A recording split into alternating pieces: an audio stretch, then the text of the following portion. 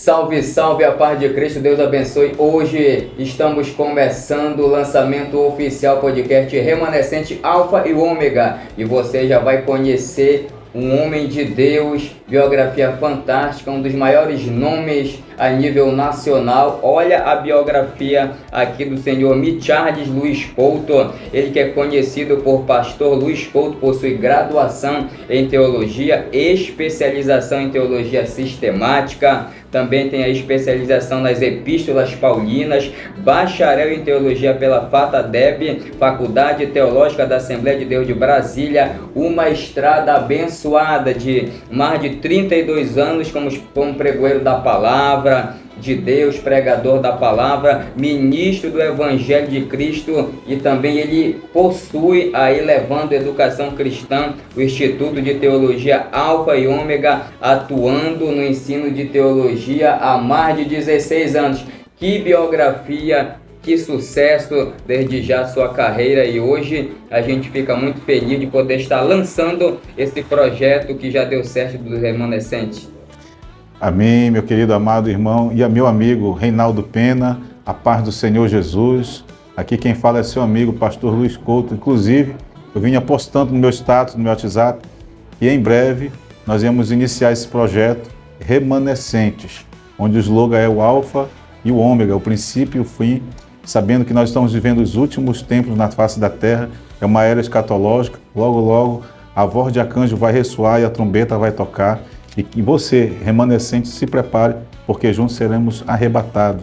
Eu fico à vontade de chamar pastor Luiz Couto mesmo. Isso, pode ficar à vontade, pastor então, Luiz Couto. Pastor Luiz Couto, esse nome, Remanescentes, com o slogan Alfa e Ômega, você pode explicar para os telespectadores? Justamente, quando nós olhamos uma visão do nosso idioma, nosso vernáculo português, remanescentes, você vai no Google, que é a maior editorial de dicionário mundial, você vai descobrir que remanescente é sobrar, sobejar, é restar, ou seja, algo que está sobrando. Mas trazendo para uma visão pentecostal, uma visão cristã, evangélica, o que seria os remanescentes? Quando nós olhamos no livro do Apocalipse, quando o apóstolo João ele vai ser tomado da ilha de Pátimos, me permita fazer menção aqui rapidamente, versículo 9, versículo 10, está escrito assim no capítulo 1, eu, João, irmão vosso e companheiro na tribulação, no reino e na perseverança, em Jesus, achei-me na ilha chamada Pátimos, por causa da palavra de Deus e do testemunho de Jesus. Achei-me em espírito, no dia do Senhor, e ouvi uma voz por detrás de mim, grande voz de trombeta. Ele foi elevado em exílio por ordem de um imperador chamado Domiciano, por ele servir ao Senhor Jesus naquela era, do Império de Roma. Então, o Domiciano, sentado no trono que representa o poder de Roma sobre toda a terra que eles eram espalhados, da qual eles governavam, e as nações, os povos eram vassalos, eram escravos, subjugados. Domiciano ficou sabendo que ainda havia um remanescente chamado apóstolo João.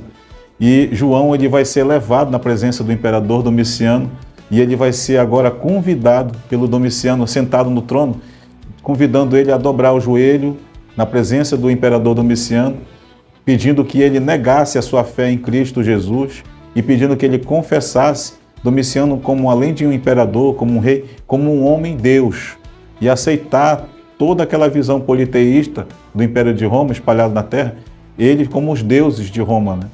Então, naquele momento, para quem não sabe, o apóstolo São Paulo, ele já havia sido decapitado na Via Órtia, que é uma rua que passa atrás do Palácio Domus Áurea, na era do imperador Nero.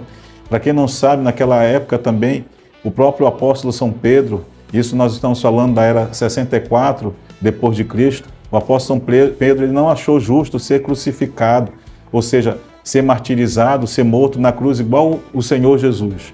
E aí, por ele não achar justo, os romanos de forma irônica colocaram a cruz dele de cabeça para baixo, ainda lançaram uma palavra, vamos dizer assim, maligna, uma palavra irônica, dizendo, olha, é mais rápido para você chegar no inferno. E naquele momento ali, o apóstolo João ele não negou a sua fé. É por isso que ele vai ser levado ao exílio. Versículo 9, ele vai dizer o motivo, Por causa da perseverança, por causa do testemunho pela palavra, pelo Evangelho e a perseverança em Cristo, a sua fé em Jesus. Ele se achava na ilha chamada Pátimos, ele está agora afastado porque a ilha de Patmos é uma região da Grécia, uma região grega, e ele está afastado de todos aqueles cristãos que foram remanescentes junto com ele, os remanescentes trazendo desde o apóstolo João até a nossa era hoje.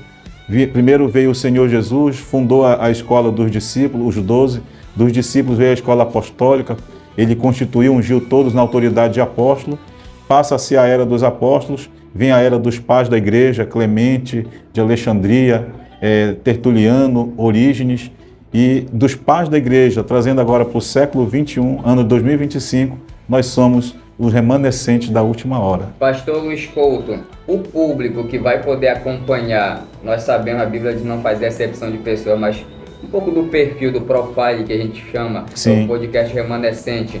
Qual é o público abrangente a ser mais abordado? É livre? Explique pra gente sobre o perfil um pouco. Justamente, é um programa de cunho cristão, é uma pegada pentecostal? Porém, a nossa visão como cristão evangélico é fazer o ID. Nós estamos aqui seguindo uma ordenança, uma ordem imperativa da parte de Cristo, da qual ele fala ide por todo mundo.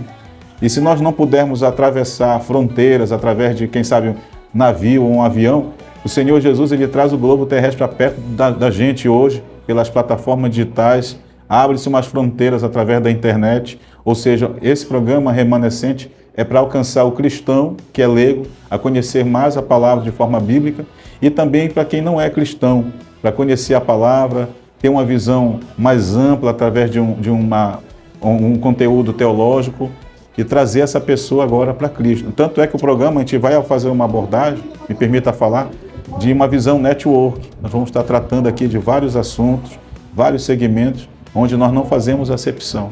O pastor Luiz Couto, uma estrada brilhante, desde os 13 anos, pregador da palavra de Deus.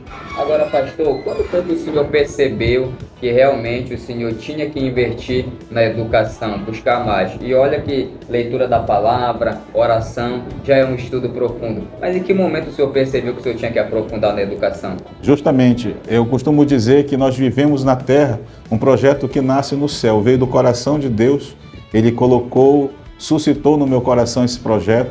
Meu projeto, a gente está falando há 16 anos atrás, era fazer o curso de bacharelado em teologia e levar curso de teologia de nível acadêmico para as igrejas, o povo carente. Inclusive, eu posso mostrar aqui um exemplar.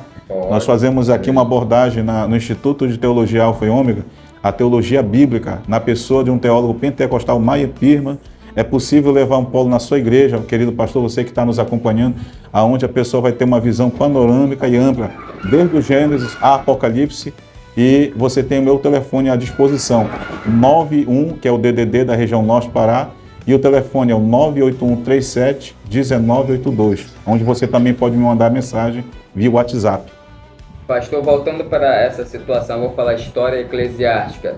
Tem fatos que eu considero realidades bíblicas. Você lê a palavra de Deus, independente da versão, está escrito lá. Algumas coisas que o senhor falou é história eclesiástica. Sim. Eu queria que o senhor repassasse para nós como foi justamente que João primeiro vai para a ilha de Patmos, mas antes, João, ele é jogado no tacho, é isso a palavra correta? No caldeirão? Como é que funcionou isso? Está na Bíblia ou não está? É história eclesiástica, aconteceu? Isso, me permita mostrar aqui, inclusive na minha retaguarda, essa obra literária da história, inclusive é um historiador, né? Eusébio de Cesareia, que ele conta a história eclesiástica da igreja, mas aqui nós temos aqui os mártires do Coliseu. Então esse historiador, Eusébio de Cesareia, ele me respalda para falar com propriedade que o apóstolo João, ele é levado na presença do imperador Domiciano, ele é convidado a negar a fé ao Senhor Jesus, e eu me alegro com o relato de Eusébio de Cesareia, que ele vai relatar de forma histórica,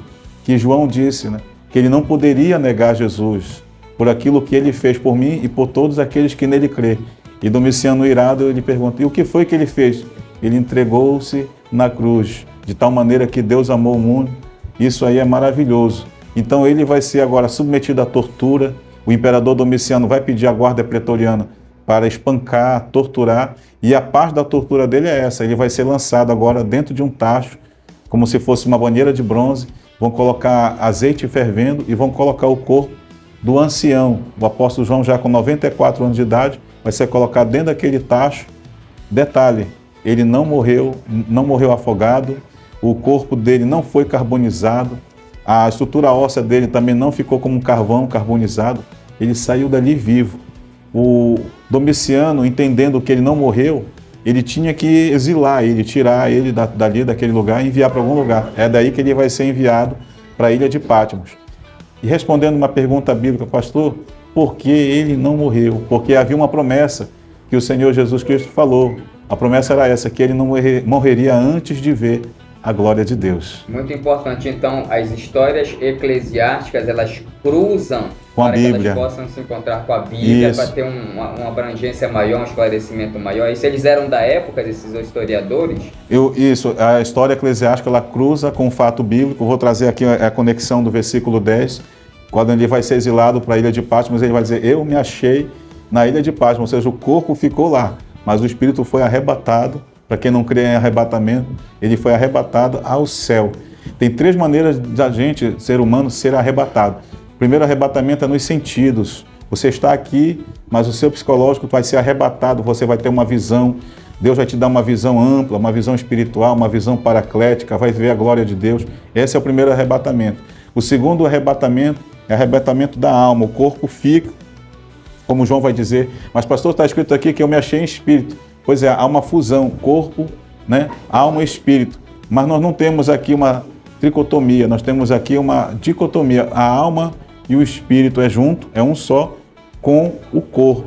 Pastor, mas isso não vai contra a Bíblia? Não. Inclusive, nós temos a Bíblia aqui aberta, como nossa alicerce de fé, nossa plataforma.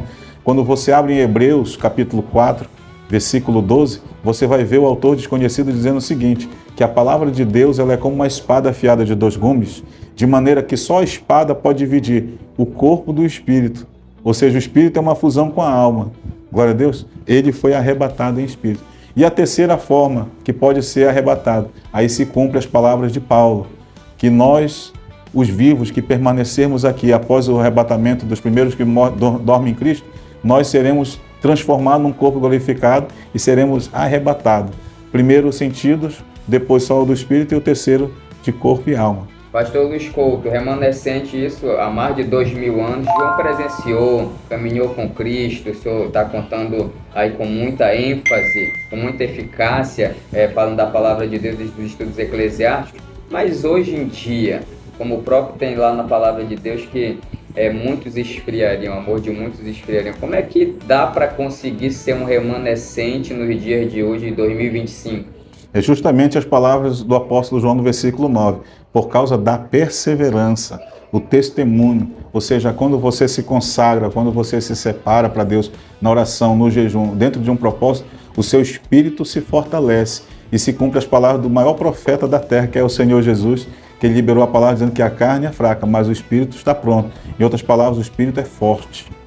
Então, o que acontece hoje em dia? O senhor considera que tem muita gente indo para a igreja, mas não está buscando essa perseverança, como o senhor falou aí na questão da dicotomia, tricotomia. Tem gente que só está o corpo na igreja, mas verdadeiramente não está buscando. Esse aí vão ficar?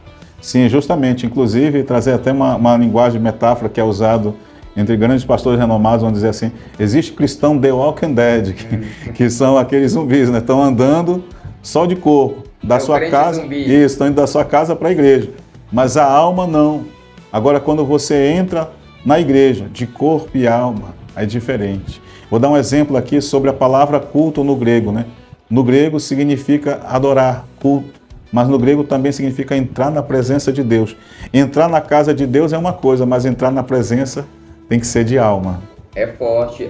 Pastor Luiz Couto, João, quando aconteceu esse fato que o senhor explicou muito bem para nós, com o Domiciano e tudo, o Tacho, na bacia de bronze, o pessoal diz que é caldeirão, ele já tinha ido lá para a ilha de Patmos? Como foi? Se foi antes ou depois? Isso foi no final que ele foi no caso do Tacho, foi antes, né? Antes dele ir para a ilha de Patmos. Isso, ele passou por uma tortura por o fato dele não ter se dobrado o joelho, não ter negado a sua fé em Jesus, perseverou, permaneceu firme, e aí ele passa pela tortura do tacho de bronze, e após o tacho ele vai ser enviado agora para o exílio, ele vai ser exilado, onde ele vai ser levado para a ilha de Patmos.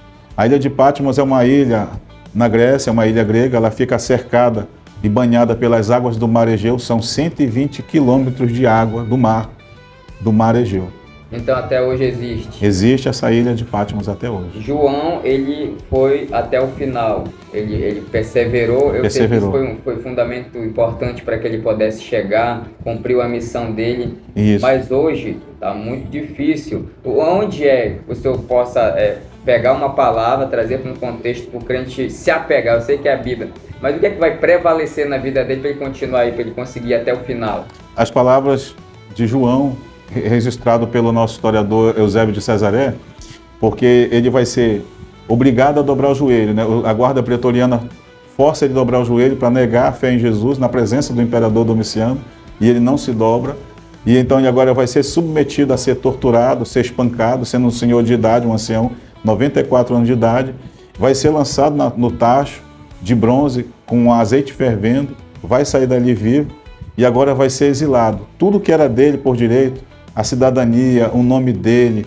os pertences, os bens, a casa, os negócios que ele era pescador, tudo que ele tinha, né? Ele vai ser levado agora para este exílio.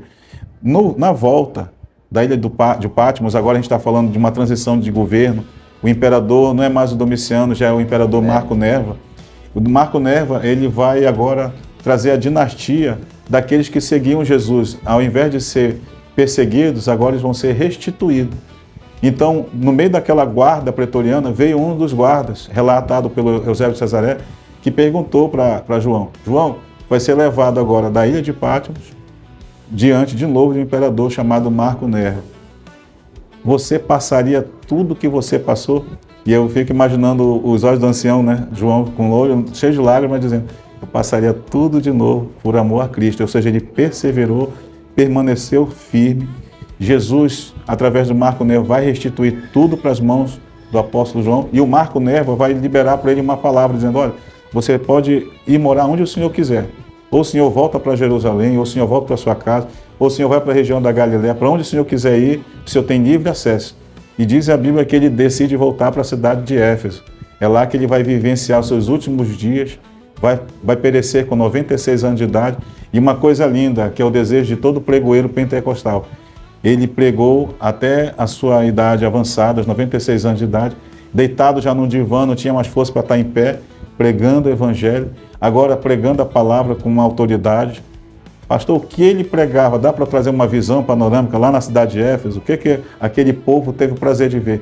Eu imagino João dizendo assim: eu estive na ilha de Patmos, o meu corpo ficou lá, o meu espírito foi elevado ao céu.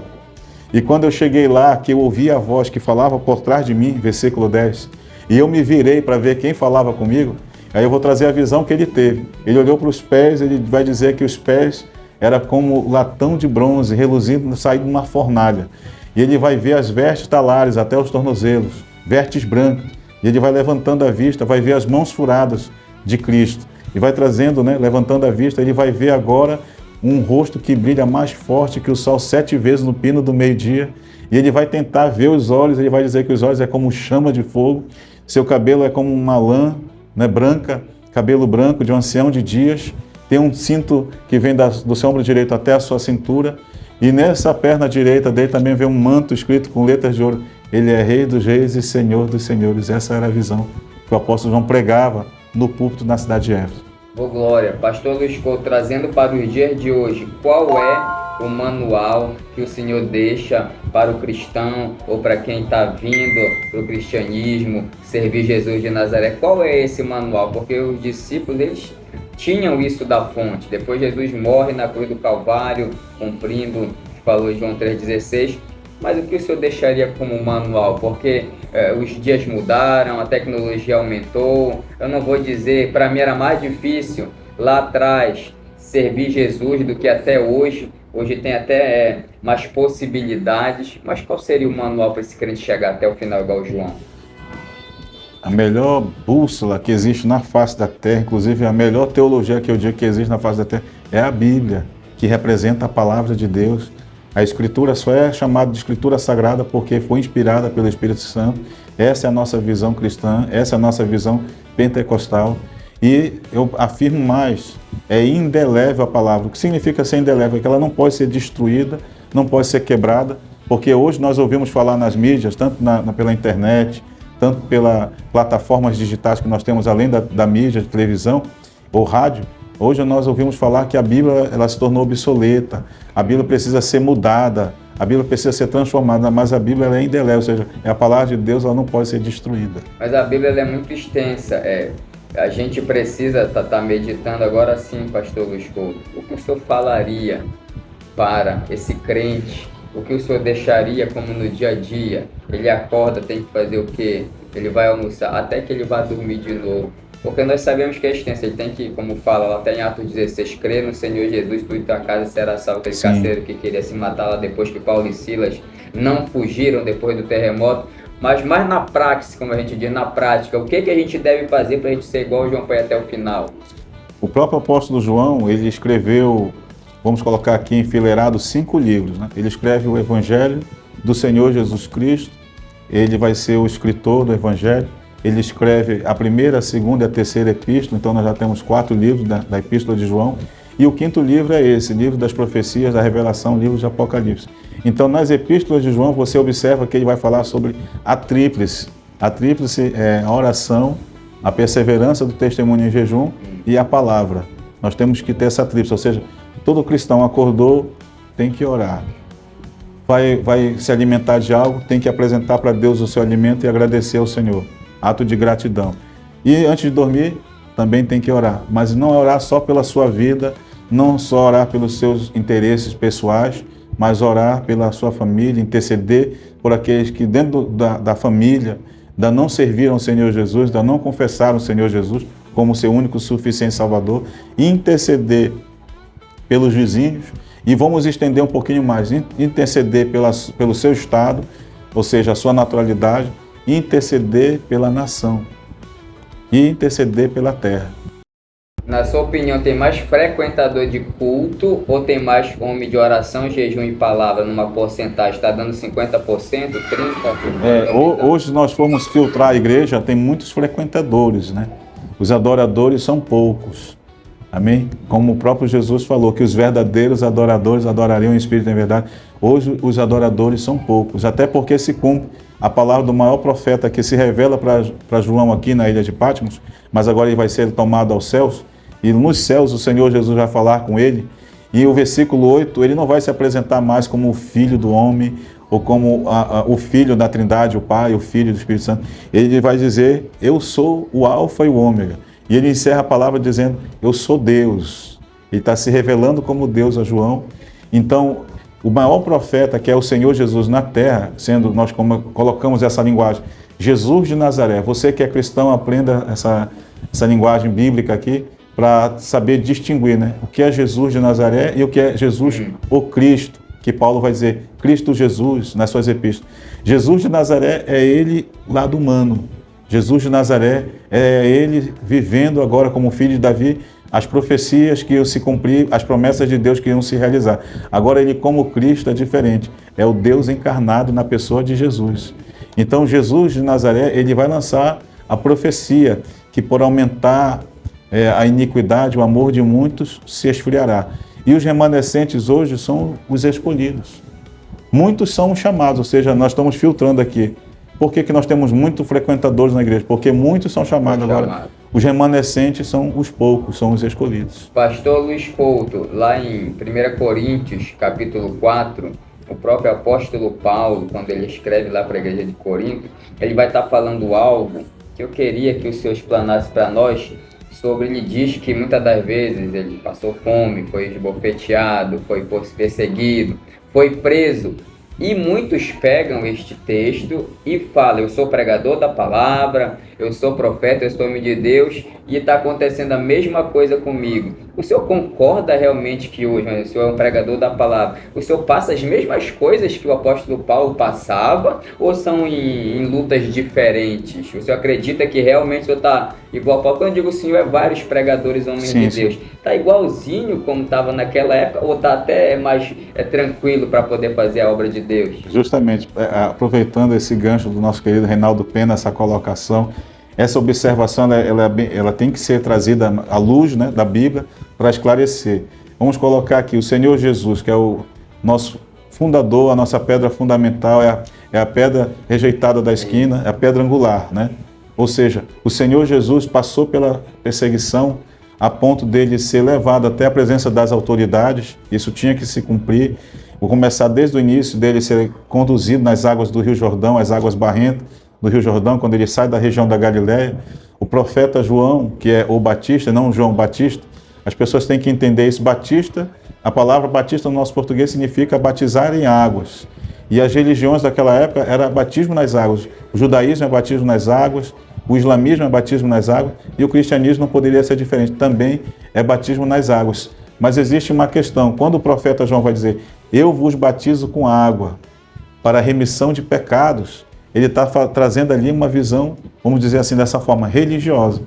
Agora, após Jesus, o próprio profeta João, ele vai dizer o seguinte, eu vou, diante daquele que vem antes de mim. Ele vai dizer que o Jesus vai vir após ele para ser batizado, mas esse Jesus é antes dele, antes de toda a criação, certo? Então ali nasce a fundação, do cristianismo, a visão do cristianismo.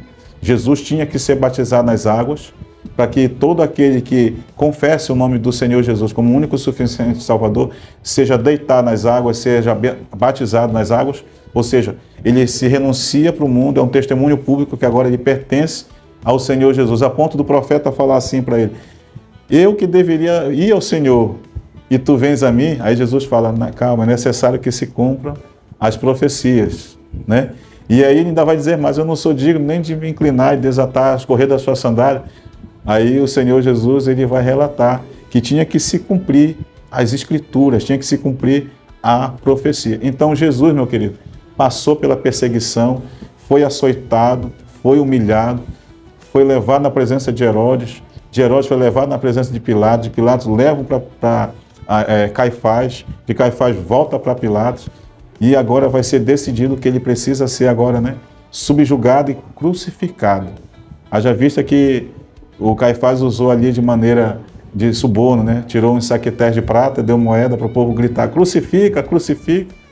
Trazendo na pessoa de Paulo, ele passou pela perseguição, até porque quando ele está na casa de Ananias, após a estrada de Damasco, após ele contemplar aquele clarão de glória, eu chamo de explosão de apoteose, a luz desceu do céu e me cercou, Paulo dizendo, e eu caí em terra, fiquei cego, mas eu ouvi uma voz que falava comigo, Saulo, Saulo, porque tu me persegues? E eu perguntei, quem é o Senhor? Quando Paulo fala, quem é o Senhor? Ali ele já está reconhecendo que aquela voz era de Deus. E Jesus vai dizer, quem é esse Deus? Eu sou Jesus, a quem tu persegues. Então Paulo ele vai passar pelas perseguições, vai passar por sofrimentos, e o próprio Senhor falou isso para ele na chamada, que ele tinha que passar por isso, ele tinha que ser levado diante das autoridades, ele tinha que sofrer por amor a Cristo. Amém? Então ele foi, quando nós olhamos, como o Senhor citou, a primeira carta de Paulo aos Coríntios, a cidade portuária de Corinto, ele vai passar por várias situações. Vou citar aqui um exemplo, a segunda carta também de Paulo a Corinto, no capítulo 11, ele vai dizer, vocês se vangloriam, vocês judeus, que passaram por tribulação, muito mais eu na carne, sofri 5 quarentenas menos uma, lembra? De açoite, de chibatada, quebraram minhas costelas, fui lançado nas águas do mar, fiquei entre os tubarões, saí vivo, fui mordido por uma serpente, lancei no fogo, ou seja, ele sofreu muito. Mas trazendo na linguagem de hoje, o pregoeiro dizer que sofreu... Qual é o sofrimento hoje do homem de Deus? Pois é, sofreu a mesma coisa. A igreja ainda vai passar pela grande, vamos dizer assim, perseguição, Essa grande perseguição que vai causar o quê?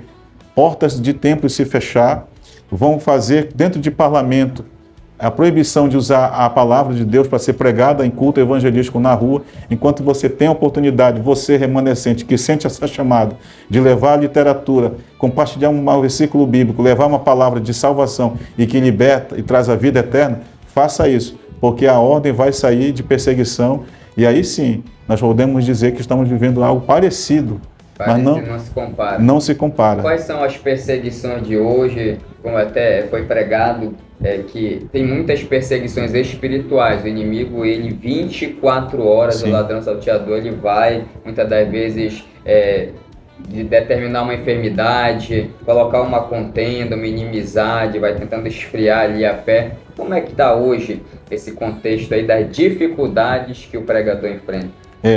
Tendo uma vivência na mídia, trazendo assim a palavra a um programa de televisão, canal aberto, já é falado que é colocado em lei lá em Brasília, no plenário, que todo pastor agora que tenha programa de televisão, programa de rádio, ele vai ter que ter um curso de jornalismo ou um curso acadêmico, vai ser, abre aspas, obrigatório, né? Para que ele possa se manter ali apresentando um programa. Então isso já é uma forma de os sinais da perseguição, os sinais de amordaçar a boca de profeta de Deus. Né? Isso eu acredito que realmente isso é uma grande dificuldade, porque assim, a obra, ela existe muita batalha, a obra de Deus. Sim. E uma das maiores batalhas é aquela briga dentro. Sim. Irmãos, que infelizmente existe uma briga muito forte dentro dos ministérios, a gente nem vai tocar nos outros assuntos, cada um que possa responder pelo que está fazendo, mas isso existe que essa contenda, essa briga, essa discórdia, muitas das vezes dentro da igreja, é uma grande dificuldade, é o inimigo que provoca isso ou é o ser humano que é ruim mesmo?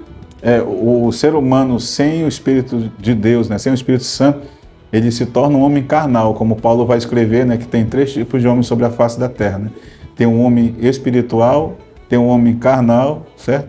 E tem um homem que ele não é nem movido nem por uma ação natural e nem pela ação carnal, ele é movido pela ação do Espírito Santo, de maneira que o Espírito Santo testifica com o Espírito do homem e ele, por discernimento do Espírito Santo, ele passa a entender as profundezas da revelação de Deus.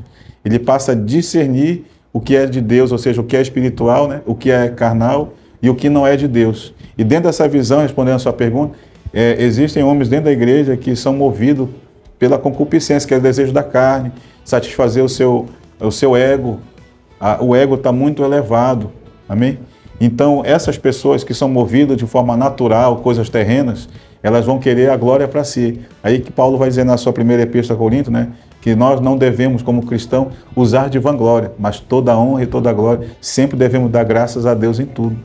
E trazendo essa resposta também sobre a contenda dentro dos ministérios, como o senhor citou, eu vou usar aqui 2 linguagens do próprio apóstolo São Paulo, né, na epístola dele endereçada à cidade de Éfeso, aos Efésios, e também Paulo relatando no livro de Atos, relatado por Dr. Lucas, né, Paulo relatando ali para a igreja que são os remanescentes daquele momento. E na cidade de Éfeso, ele vai dizer assim, que ele esteve ali pregando o evangelho, como pregoeiro do evangelho de Cristo, como embaixador da glória, mas ele enfrentou homens como leões. O que o leão faz? Ele é capaz de matar a presa, né? Então tem homens dentro do ministério que querem matar o ministério de outro por pura inveja. Quando você observa que ele está na cidade de Corinto, a Bíblia vai dizer claramente que dentro da cidade de Corinto, dentro da sinagoga, queriam colocar uma mordaça na boca de Paulo por pura inveja do ministério dele. Agora, quando a gente vem para a cidade ali, que ele está no meio ainda do povo da cidade de Éfeso, a caminho de Jerusalém, relatado pelo Dr. Lucas em Atos, capítulo 20, o próprio Paulo vai dizer assim, eu sei que após a minha partida, que ele está saindo de Éfeso e vem para Jerusalém, ele vai dizer assim, eu sei que após a minha partida, versículo 20, capítulo 20, vão surgir muitos lobos entre vocês, ou seja, nos ministérios tem muitos lobos querendo matar, tragar ali a chamada da pessoa que tem realmente o chamado de Deus. Saulo, Saulo, por que me persegue? Duro será para ti recalcitrar contra os aguilhões. A pergunta é, Sim. Saulo, Sim. Ele tinha carta magna, autoridade, Isso. Tinha uma certa autoridade ali, estava sendo perseguidor, ele até foi ensinado, doutrinado aos pés de Gamaliel, e também os historiadores falam que ali Léo, né, que também tinha essa grande escola lá, e aí qual é a pergunta? Saulo, ele, querendo ou não, foi chamado por Jesus de Nazaré. Ele tinha que fazer uma escolha, mas quando fala recalcitrar contra os aguilhões, que é insistir em desobedecer. Isso. Se Saulo não quisesse, ele continuasse insistindo, Deus levantaria outro. Como é isso? Alguém que é chamado, ele tem esse livre-arbítrio de dizer eu não quero, e Deus vai levantar outro. Então, o que aconteceu com Paulo? Só para entender, se Saulo diz não quero saber disso, vou continuar perseguindo e matando o crente, seria outro apóstolo dos gentios e não Paulo? Sim, inclusive trazendo essa resposta, uma visão bíblica para quem estão nos acompanhando agora, né? Inclusive eu posso deixar aqui, nos acompanhe através dos nossos parceiros, nós temos a CNV Gospel, nós temos as plataformas, também nós temos outro parceiro que está conosco, que é a Central TV Rádio Web, onde você vai poder acompanhar nas plataformas, e também você tem à disposição o canal YouTube do seu amigo Pastor Luiz Couto. É só você clicar lá e compartilhar, e vai ser bênção. Deixa Deus te usar, remanescente. Mas trazendo essa resposta, é assim, Pedro, ele foi chamado pelo Senhor, Deus entregou para ele, quando eu falo Deus, é na pessoa de Cristo, né? Cristo encarnado na pessoa de Jesus. Então ele entregou na mão de Pedro o cajado é o ministério, o cajado é a liderança, o cajado é o chamado. Tu vais anunciar o evangelho, mas não, ele se privou ali na cidade de Jerusalém, e ele sendo judeu, queria viver como um gentil, ou seja, como se fosse, né, viver com as vestes mundanas. Pedro. Isso, Pedro. E ali é necessário, 10 anos depois que o Senhor Jesus é assunto aos céus, né, tomado ali, ser arrebatado, e ele vai ser ocultado pela nuvem, vai ser recebido em glória. É até capaz de nós agora fazermos aqui uma menção dos Salmos, quando o salmista vai dizer no Salmo 24, né, que entre o Rei da Glória, né? Quem é este o Rei da Glória? Ele é o Senhor dos Exércitos, poderoso nas batalhas. Ele vai ser tomado ali. Então Pedro recebe a incumbência, a vocação de anunciar o Evangelho nos 4 cantos da terra, mas ele se priva, se fecha e agora faz do cristianismo como se fosse um muleto, é algo dele. Passam-se 10 anos, a igreja continua sendo perseguida, a diáspora, Israel se espalha agora por várias partes do mundo, e aí vai ser suscitado Saulo, um homem que era dado, como você colocou, aos pés do Dr. Gamaliel, ou seja, seguia à risca, com zelo, a questão da lei, do judaísmo. Ele mesmo vai falar em Gálatas, eu sendo fariseu do judaísmo, não é verdade? Ele vai levar ao pé da letra a ponto de perseguir a igreja e querer prender e matar. Pastor, ele matava assim, a Bíblia vai dizer em Atos capítulo 9, respirando Saulo ainda, ameaças e morte. Inclusive ele é chamado pela profecia de Jacó, o patriarca Jacó, que quem vem da tribo de Benjamim, ele seria como se fosse o lobo que despedaça a presa. Amém? Ou seja, que perseguia a igreja, fechava a sinagoga cristã e era capaz de prender ou matar, ok? Agora vai ser suscitado essa pessoa de Saulo. Mas as palavras do Senhor Jesus na estrada de Damasco, que a gente pode chamar da estrada da graça, como diz o nosso querido amado e cooperador na obra, pastor Carvalho Júnior, ele vai dizer a estrada da graça, a estrada de Damasco, né? A graça que é o favor imerecido da parte de Deus para o homem. Ele vai ser ali levantado, né, pelo Senhor Jesus. Por quê? Pedro não foi, mas Deus levantou Saulo naquele momento. E o próprio Saulo ouviu as palavras de Jesus dizendo para ele assim, duro é para ti recalcitrar. Duro é, ou seja, continuar na desobediência, na insistência, duro seria para ele. E respondendo a sua pergunta, com certeza, se ele não vai atender ao chamado, se ele não vai atender o vocação, que ele foi vocacionado pelo próprio Cristo, Deus levantaria outro. Inclusive, de cunho pentecostal, nós usamos essa linguagem, né? Deus usou a jumenta. É verdade. Pastor Luiz Couto, no final, como a gente vai acrescentar, remanescentes Sim. da última hora, somos nós. Somos nós. Independente de quando é que vai findar, quando é que vai ser o juízo do trono Ninguém branco, sabe dia e hora. Isso, né? do Apocalipse, do capítulo 20, independente de quem é pré-tribulacionista, pós-tribulacionista, quem Sim. vai viver a grande tribulação, quem não vai viver a grande tribulação, mas o Senhor acredita que o que vai prevalecer nas últimas horas, nos últimos dias que nós estamos vivendo, Sim. é o estudo profundo da palavra de Deus ou é a separação na busca pela santidade? São duas questões que precisam andar junto. A separação, a santidade, a consagração, o propósito, a busca, a oração, ela precisa andar junto com o conhecimento. O conhecimento, ele vai trazer para você uma graça da parte de Deus, sabedoria, uma visão ampla, porém um conhecimento sem a presença do Espírito Santo, aqui como estamos vivendo agora aqui a abordagem do livro do Apocalipse, o próprio Senhor Jesus, ele vai relatar uma das 7 cartas que ele pede para João escrever, ele vai dizer que a pessoa que não tem a presença do Espírito Santo pela graça é pobre, vazio, miserável e cego e nu. Então nós temos que ter esses 2 pilares, a graça da intercessão, da busca, oração, propósito, consagração, e temos que ter o conhecimento. E quem é o maior exemplo para nós sobre isso? O Dr. Lucas relata no seu evangelho que ele escreveu, no capítulo 2, versículo 52, e crescia o Senhor Jesus diante de Deus e diante dos homens em graça.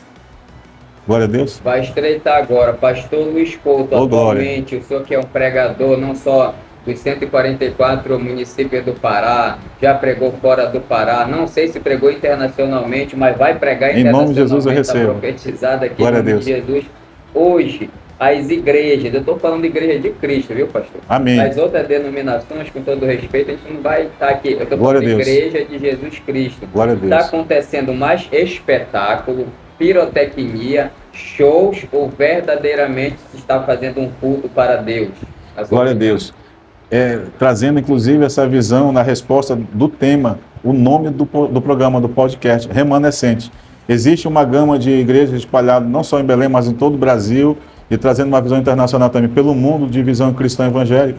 Mas, infelizmente, existe uma igreja que está distorcendo o evangelho, estão fazendo da casa do Senhor como se fosse uma boate, uma casa noturna, com efeito de fumaça, luz, paredes pintadas em escuro, como se fosse uma aliança satânica, mas a palavra não está entrando, ou seja, não está sendo pregada. Agora, na visão dos remanescentes, nós somos ainda os escolhidos, nós somos os últimos que estamos aqui para anunciar o nome do Senhor Jesus, um evangelho genuíno. Nós não precisamos de efeito de fumaça, nós não precisamos de parede pintada de escuro, nós não precisamos de louvores de oba-oba, de bater palma e pular, ou seja, como se fosse uma ação emocional e não uma ação espiritual da ação do Espírito Santo. Nós só precisamos da palavra. E os remanescentes estamos aqui para continuar proclamando o evangelho até a trombeta tocar.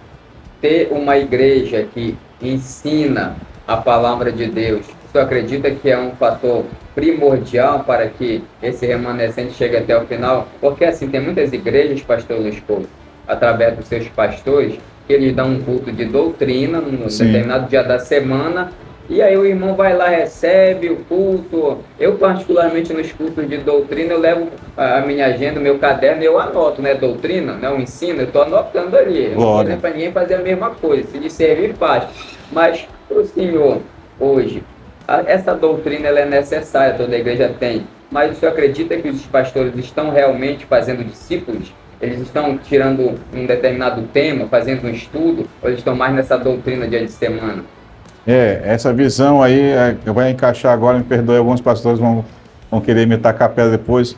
Assim, o ensino da doutrina, ela é importante, mas quando você ensina um cristão que já tem uma estrada dentro da igreja de 4, 5 anos, você está cuidando do seu rebanho, você não está crescendo, você não está discipulando. E a ordenança imperativa de Cristo foi essa: ide e fazer discípulos, ou seja, nós temos que ganhar novos convertidos, trazer pessoas novas para a igreja, fazer do cristão que já tem uma maturidade, já tem uma experiência de Bíblia, discipular essa pessoa que está chegando.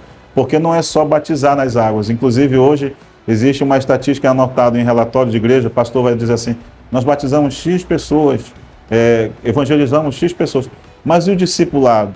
A pessoa precisa passar pelo discipulado antes do batismo e o pós-batismo, porque antes do batismo ela vai entender o grau do compromisso, da aliança que ela está fazendo com Cristo. E após o batismo, ela vai entender o porquê que ela não pode ficar de fora da Santa Ceia, porquê que ela não pode deixar de ceiar. Inclusive, é uma tecla que eu sempre bato quando me é dada a oportunidade de ministrar sobre a Santa Ceia.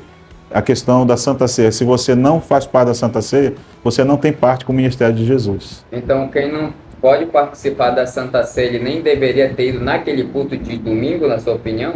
Não entendi, repita, por gentileza. Quem não faz parte, não participa da Santa Ceia, que é a ceia do Senhor, não deveria ir naquele culto dia de domingo? Ele deveria ficar na casa dele? Ele pode e deve sim fazer parte do culto, porque a reconciliação ela é dada a qualquer momento. Inclusive você que está agora dentro do seu carro, acompanhando esse podcast remanescente, se extraviou, está afastado da fé, se reconcilie agora. Eu vou orar pela sua vida em nome de Jesus. Então ele tem que estar lá, mas ele não deve participar no momento do ato, que é isso, ele não pode. E o fogo. Isso, ele não pode tomar os elementos que é o pão, que é a carne, né?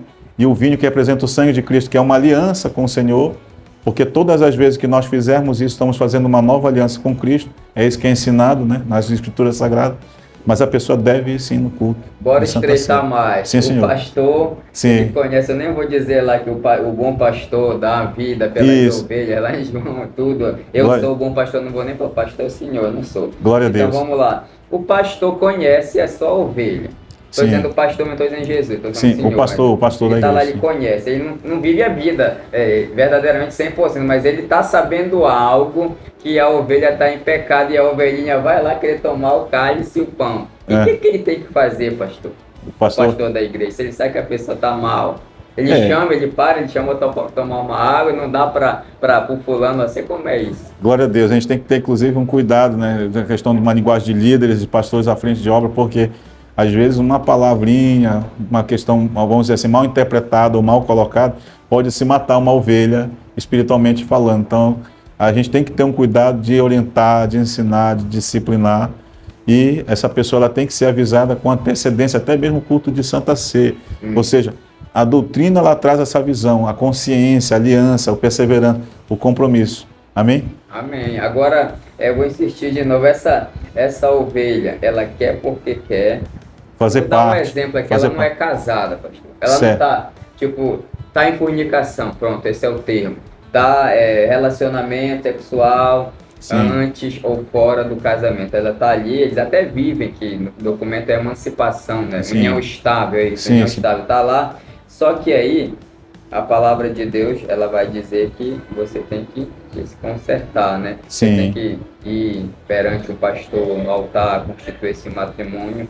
A pessoa que não é casada, só mora junto, ela pode cear, pastor? Pois então, como você mesmo já citou, um dos pecados, né? Porque se a gente fosse enfileirar, os pecados são muitos, né? Mas a fornicação é um deles. É quando a pessoa tem... Vou trazer aqui uma situação de um casal que me procurou há uns anos atrás e falou: pastor, nós vivemos juntos há 15 anos. Eu perguntei, mas vocês são casados? Não. Então vocês estão em fornicação. Eu orientei eles que eles precisavam aliançar esse matrimônio, solidificar e concretizar com o casamento, que o casamento é uma bênção de Deus, né? Foi o próprio Deus que relatou dizendo: não é bom que o homem viva só, e instituiu o casamento. E eu não gosto da linguagem de dizer que casamento é uma ação religiosa, não. O casamento é uma aliança divina, é um matrimônio concretizado, estabelecido por Deus. Então a pessoa precisa casar. Aproveite a oportunidade, eu sei que tem muita gente que acredita Sim. no ministério do pastor Luiz Couto, incentiva, apoia, e também eu sei que aí nos próximos, aqui nesse telão, vai estar várias marcas aí, Sim. homens de Deus, mulheres de Deus, histórias fantásticas, o senhor vai estar entrevistando aqui. O Reinaldo Pena só abriu o caminho, assim como o João Batista fez, que até pregou algo, eu estou anotando aqui. Glória a Deus. Dando aula, eu estou anotando, você deveria fazer a mesma coisa. Glória aí, a Deus, glória a Deus. Vai anotando, vai recebendo, vai dando glória, vai tomando posse, né, pastor? Glória então fique à vontade aí, muita gente, não vou dizer ajuda, mas lhe incentiva, lhe apoia, acredita, e tem muita gente lhe assistindo agora. Glória a Deus. Inclusive, eu aproveito o ensejo de não só pessoas que estão nos acompanhando pelo canal YouTube do seu amigo pastor Luiz Couto, mas nos nossos parceiros da CNV Gospel, as plataformas digitais, a Central TV, Rádio Web, as plataformas digitais. Você pode anotar agora, pegue papel e caneta e anote 981371982, ou então você já agenda direto no seu celular 981371982, e você pode estar nos procurando nos bastidores. Gostaria de se tornar parceiro do podcast Remanescente. Eu apoio, eu concordo, eu acredito, e vamos divulgar a sua marca, o seu slogan, e vamos fazer um diferencial também na visão da mídia, uma visão midiática e comercial. Nós não vamos só anunciar o seu negócio, pode ser um autônomo, pode ser um pequeno empreendedor ou um mega empresário. Nós não vamos só divulgar em forma de comercial, vamos trazê-lo, fazer um feedback ao vivo, vamos fazer uma entrevista saudável e divulgar todos os seus produtos, e a sua mercadoria vai ser impactada pela clientela que o podcast Remanescente vai alcançar vidas em nome de Jesus. Ô Glória, portanto, esse é o primeiro de muitos, pastor Luiz Couto. Fique à vontade já para as considerações finais. Pastor Luiz Couto, as considerações finais, mas principalmente já deixa aquele gostinho de quero mais. O assunto é remanescente, mas tem várias temáticas. No próximo vai ser falado sobre o que até para os telespectadores ir se preparando. Eu vou começar a estudar a Bíblia também para ver se eu mando uma pergunta lá no WhatsApp, vai liberar para as perguntas. Isso. Os próximos também serão nessa pegada pentecostal. Fez até bem eu citar sobre isso. Você que está anotando o contato, você vai poder interagir, porque o programa Remanescente traz essa visão diferenciada, interativo com o internauta. Você que está nos acompanhando, gostaria de fazer uma pergunta concernente ao assunto que está sendo tratado, para não fugir, né, do que aquilo que nós estamos falando. E nós vamos deixar sempre em aberto uma questão do que nós vamos trazer. Vamos estar em aberto também sobre sugestão de temática. Glória a Deus, vamos trazer outros pastores, outros líderes, porque nós não estamos aqui para fazer acepção de igreja ou de ministério, pelo contrário, nós estamos aqui para falar de Cristo e anunciar o nome do Senhor Jesus através do seu Evangelho. Suas considerações finais aí. Minhas considerações finais, eu quero agradecer a você que nos acompanhou, agradeço, aqui eu envio um abraço pelo prestígio, carinho do início ao fim. Esse é só o primeiro de muitos, em nome de Jesus. E você que é pastor, você que é líder, entre em contato comigo, 981-369-12. Vamos levar a teologia bíblica na visão pentecostal do teólogo Meyer Pearman.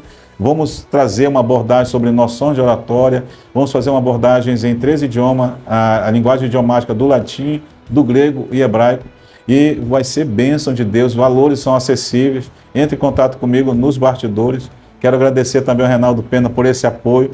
Não é fácil, porque hoje em dia nós encontramos muitas portas, mas muitas portas podem nos dizer não, mas uma porta vai dizer sim, é perseverança, é remanescente. Ronaldo Amorim também, Central Lucas, aqui na parte técnica. Verdade, agradecer também ao nosso diretor-geral, Ronaldo Amorim, que nos concedeu esse espaço, fez uma parceria, abraçou a causa, e que também quero agradecer a toda a equipe, né, por trás dos bastidores, começando pelo Lucas Neto, e citar isso, citar, e Deus abençoe a sua vida, a sua casa, a sua família, você que é nosso querido, que está nos acompanhando.